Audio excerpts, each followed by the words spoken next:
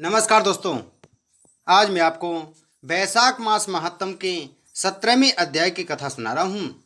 ब्रह्मा जी कहने लगे कि जो वैशाख धर्म का पालन करता है और उसके गुणों का गान करता है उस पर भगवान प्रसन्न होते हैं। ब्रह्मा जी कहते हैं, हे यम, उस राजा पर मेरा कोई प्रभाव नहीं, क्योंकि विष्णु के भक्तों को शुभ अशुभ करने की किसकी सामर्थ्य है। उनके भक्तों को जरा मृत्यु व्याधि आदि का कुछ भी भय नहीं होता। सेवक को स्वामी ने जिस काम के लिए नियुक्त किया है, जब तक उसमें शक्ति है किए जाए, और जब कार्य करने की शक्ति ना रहे तो स्वामी से निवेदन कर दे, उसी समय वह और ऋण हो जाता है और उसे कोई दोष स्वामी का कार्य करने का नहीं लग सकता। अपना कर्तव्य कार्य करने में प्राणियों को कोई दोष नहीं लगता। हे यम, जब तुम इस कार्य के करने में असमर्थ हो तो तुम्हारा क्या दोष है। जब ब्रह्मा जी ने ऐसा कहा तो यम अत्यंत दुखी होकर अश्रुपात करने लगा तथा अत्यंत दीन वाणी से बोला कि हे पितामह, आपकी सेवा से मुझको सब कुछ मिल गया, परंतु अब मुझे अपने काम पर जाने की तब तक इच्छा नहीं जब तक भूमंडल पर यह राजा राज्य करता है।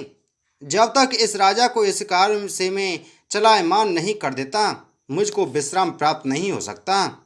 आप मेरे इस कार्य को सिद्ध कर दीजिए, तभी मैं फिर शासन कर सकता हूँ। यम की यह बात सुनकर ब्रह्मा जी सोच में पड़ गए।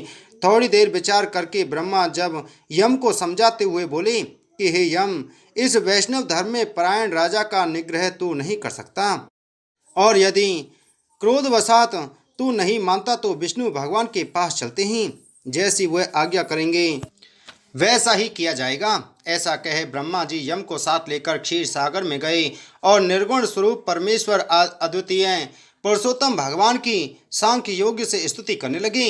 इस प्रकार की स्तुति पर श्री विष्णु भगवान प्रकट हुए और गंभीर वाणी से कहने लगे कि तुम्हारे आने का क्या कारण है। क्या तुम राक्षसों द्वारा सताए गए हो। यम का मुख मलिन और कंधे झुके हुए क्यों दिखाई दे रहे हैं। तब ब्रह्मा जी कहने लगे कि हे प्रभु, राजा कीर्तिमान की आज्ञा अनुसार उनके शासन में सब मनुष्य वैशाख के धर्मों का पालन करके विष्णु पद को प्राप्त करते चले जा रहे हैं। इस कारण जब सारी यमपुरी खाली हो गई तो यम युद्ध करने के लिए राजा के पास गया और अपने दंड उठाकर राजा को मारने लगा, तो आपके सुदर्शन चक्र ने इसको परास्त कर दिया। अब यह दुखी होकर मेरे पास आया है। हम आपके भक्तों को दंड देने की सामर्थ्य नहीं रखते हैं, इसलिए आपकी शरण में आए हैं।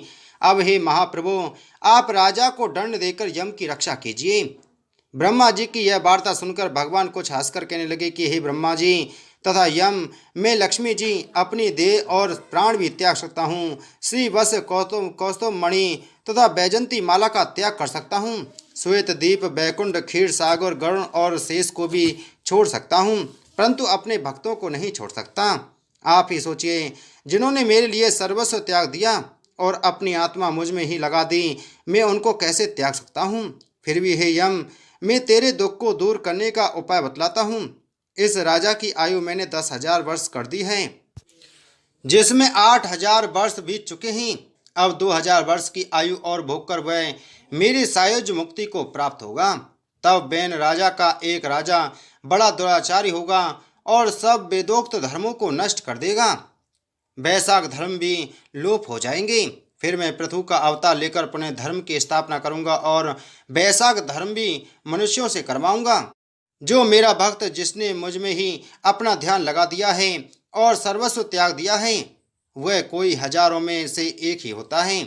उसको ही वैशाखोक्त धर्म कहना चाहिए।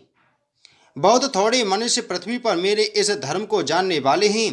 अब हे यम, तू किसी प्रकार से दुखी मत हो, तेरे काम की सिद्धि हो जाएगी। वह राजा तेरा भाग भी देगा। अपने अपने भाग को ग्रहण करने वाला दुखी नहीं होता। जो मनुष्य उद्देश्य से प्रतिदिन स्नान, अर्घ, जल, कुम, दही, अन्न आदि का दान नहीं करेंगे, उनका वैशाख धर्म निष्फल हो जाएगा। जो कोई प्राणी तुम्हारा भाग देकर वैशाख धर्म करे, उनके कार्य में तुम विघ्न मत डालो, और जो तुम्हारा भाग दिए बिना ही केवल मेरा भजन करता है, उसको मेरी आज्ञा से तुम अवश्य दंड दो। उस राजा से तुम्हें भाग दिलाने के लिए मैं अभी सुनंद को भेजता हूँ। वह अवश्य राजा को समझाकर तुम्हारा भाग दिलवाएगा। इस प्रकार हर तरफ से यम को आश्वासन देकर भगवान अंतर्ध्यान हो गए। यम भी प्रसन्नता से अपनी पुरी को चला गया और फिर भगवान की आज्ञा से जैसे सुनंद ने राजा को समझाया, सभी ने वैशाख मास के धर्मों में यम को भाग दिया। इसलिए वैशाख मास में प्रतिदिन यम के निमित्त स्नान अर्घ आदि करना चाहिए, नहीं तो वैशाख के सब कर्म निष्फल हो जाते हैं। वैशाख की पूर्णिमा को सबसे पहले यमराज के निमित्त जल का घड़ा, दही तथा अन्न दान करना चाहिए। फिर पितरों और गुरु के निमित्त, उसके पश्चात भगवान के निमित्त शीतल जल, दही, अन्न, तांबूल, दक्षिणा और फल कांसे के पात्र में रखकर भगवान के अर्पण करें। इस प्रकार राजा अपनी पूरी आयु को भोगकर अपने पुत्र पौत्र आदि समेत बैकुंठ को चला गया।